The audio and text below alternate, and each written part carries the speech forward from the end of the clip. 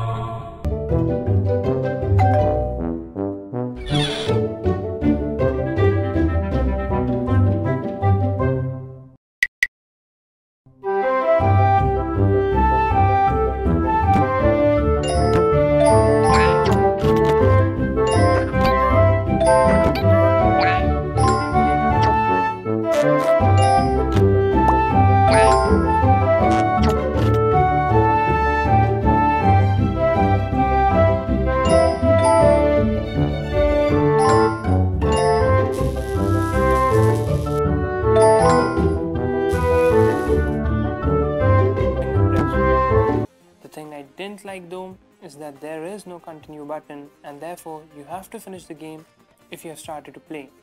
That is a huge setback for me. Here it gets a 7.5.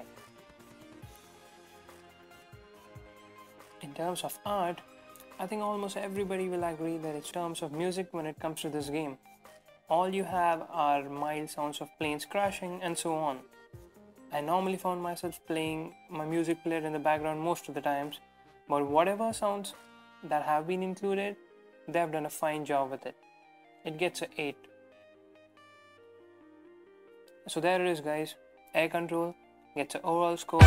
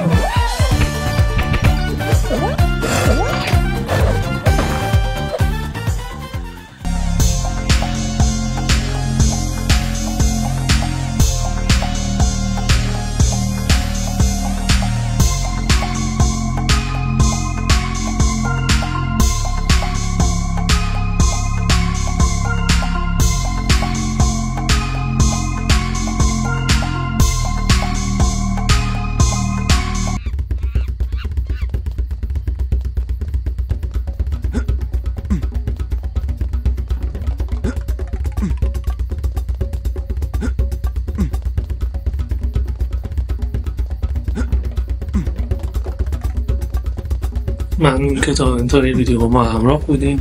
اگه از ویدیو خوشتون اومد لطفا تو کامنت ها بگید که پارتی بعدیش هم بسازیم و لایک و ساب یادتون نره.